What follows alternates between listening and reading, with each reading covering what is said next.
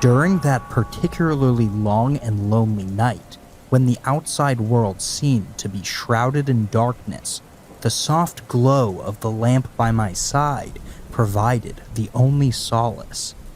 While I was lost in my thoughts, memories of a terrifying incident from my past began to creep into the background as I stared at the rain-spattered glass. My friends and I used to be sort of adventurers, thrill-seekers, drawn to the allure of far-off places. It's called urbexing. Abandoned buildings often contain untold stories, secrets, and clues about earlier incarnations. Every abandoned building we had seen had a unique story that clung to its walls like a lingering presence. That evening, though, things were different. It seemed as though something was being mourned outside by the wind and rain, which cast a cloud of gloom over our memories. When we were enticed by the siren song of abandoned tunnels, we were impressionable youths without a care in the world. It's been a long time since there was any light in the interior of the earth. Miles of darkness cover it. They called it hazardous. People had entered those depths, but had never returned after being sucked into the menacing black mouth of the tunnels. But the threat only piqued our interest and drew us to it like moths to a flame. We assumed that we were prepared. We needed headlights to see at night, spray paint to mark our path, and food to fuel our journey below ground. It had already gotten dark when we arrived, and it was late. We parked our car as close to the entrance as we could. Mixed with excitement and apprehension, we slipped past the security. After a quick 15-minute walk, we reached the entrance to the tunnels, which was gaping open in front of us like a ravenous beast. As we stood at the edge of the cliff, there was a deafening silence. The thrill that usually went along with our exploits was mingled with another feeling, perhaps fear or profound unease. But what kept us going was the mystery that lay within. The three of us huddled together for strength as we crossed the gap. Time seemed to swell and twist as we traveled through those tunnels beneath the surface. Only our markings trail connected us to the outside world as the hours melted into an uncertain haze. Then, we heard it down in the shadows, where the air grew hazy and visibility dwindled. A sound that echoed through the pitch blackness and sounded like footsteps. We exchanged uncomfortable glances as we argued over whether or not our ears were tricking us. In an effort to find comfort in their presence, I moved closer to my friends. I turned to face them, but they had vanished. As panic tore at my chest, I cried out, but the oppressive darkness muffled what I said. All I heard was the unsettling echo of my own words. There was no response. Fear wrapped its icy fingers around me, making it difficult for me to breathe. I was the only person in these tunnels, which appeared to go on forever. There was a tangible sense of dread in the air, and I could feel the weight of the earth pressing down on me. Unmistakably faint whispers that I overheard were actually the ghostly murmurs of long-dead souls. I fumbled for my spray can, my ears racing as I tried to go back and find my friends. However, the markings were gone. I walked too far away from them. Panic surged inside me, and I staggered forward, trying to escape. At some point, I came across a backpack, but it was not ours. My heart started to race as I realized that someone else had entered these tunnels and had never emerged. Moving forward out of fear, I could hear my steps echoing in the unsettling silence. As I was running, I noticed that the dust around me went away. I could breathe and see well again. There was finally a sigh of relief as there was a sliver of hope that this nightmare would come to an end. I found the markings again on the wall and was able to get back up. I saw light ahead of me, and in front of the light were two figures. They were my friends. I struggled to breathe as I wriggled through the dust-filled atmosphere and into the open, soggy night. The raindrops fell, purifying and sanctifying, like a baptism after the depths I had gone to. I was once again led to my friends by the markings, which served as my savior's beacon. As we hugged tightly, the stress of the situation hung heavily in the air. Their faces were a mixture of relief and worry. They also got lost and decided to wait for me at the entrance. I can still see the picture in my head's recesses. I wondered what we had encountered there and whose whispers and footsteps I had heard, because the backpack served as a chilling reminder that we weren't the first or last people to venture into those tunnels. It did not, however, put an end to our curiosity about the unknowable, despite our trepidation and discomfort. In the years that followed, we investigated additional derelict structures, and each one had a unique tale to tell. But the tunnels did remain the scariest experience I have ever had with urbexing.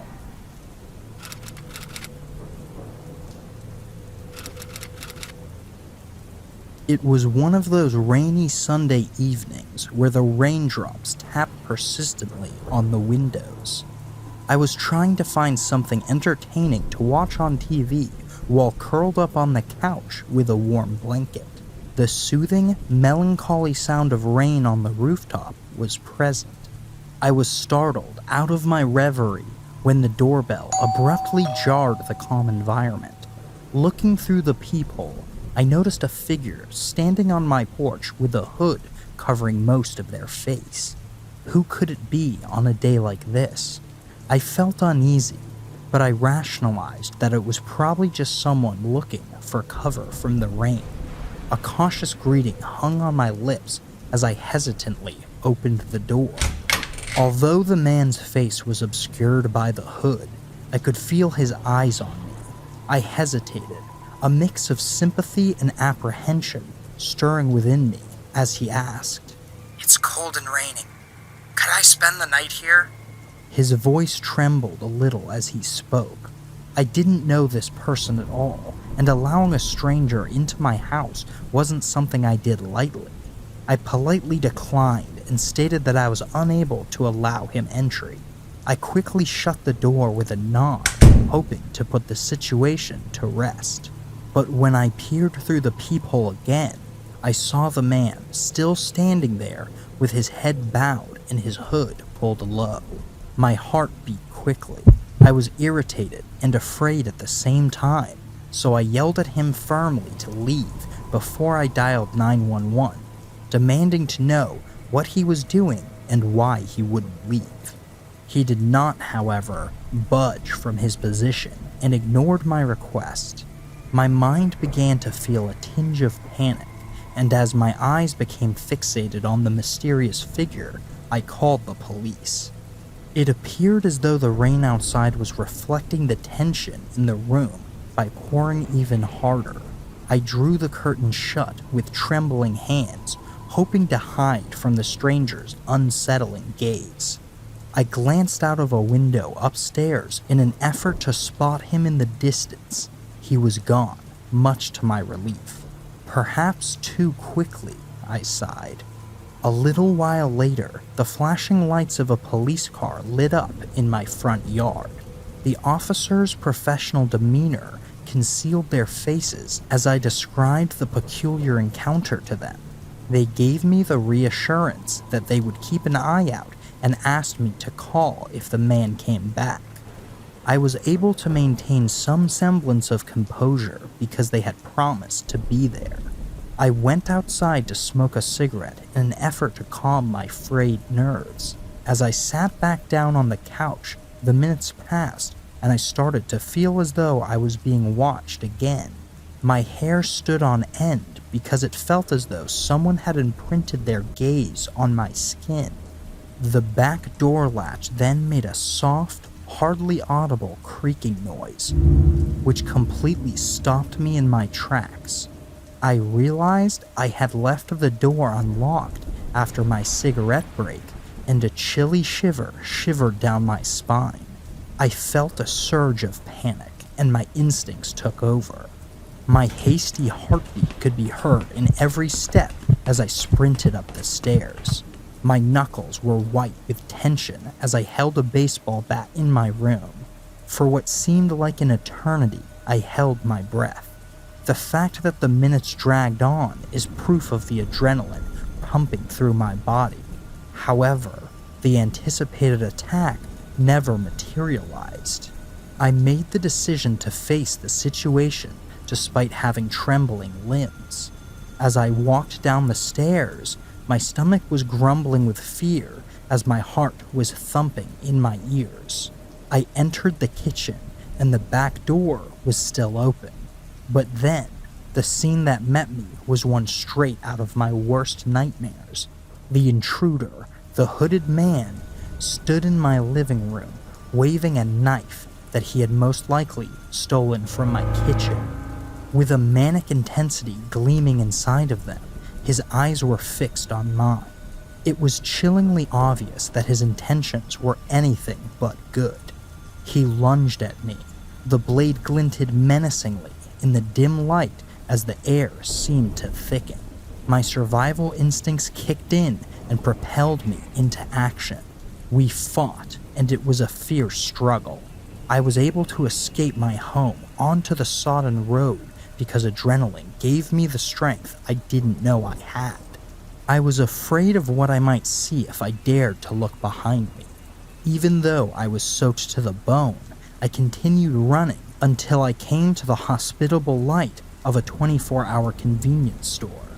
I explained the situation to the store employee, who quickly called the police with the help of my shaky hands. Authorities sped to my aid as the distant sirens wailed. Officers surrounded my home again and combed every nook and cranny, while the others searched the area for signs of the hooded man. Two of them stayed with me to offer some level of security. We waited for what seemed like hours, and the anxiety of not knowing if he was still hiding in the shadows tore at my nerves. Finally, a police officer affirmed me that there was no trace of the man. Relief and persistent unease coexisted. For the moment, it was over. However, I will never forget that night. I shut the door, locked it behind me, and hoped that the rain had washed away the shadows that had crept into my life as I watched the police car's taillights fade into the distance.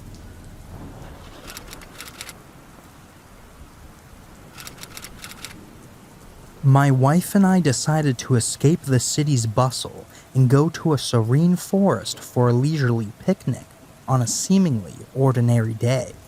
The rustling of leaves and distant birdsong made the perfect background music for a brief excursion, and the dense canopy of tall trees' shade shield us from the glaring sun. We arrived at the spot we had picked, a pretty clearing deep in the forest, surrounded by old oaks and a bed of vivid wildflowers. The aroma of the damp ground and pine needles mingled with our homemade sandwiches and fresh fruit.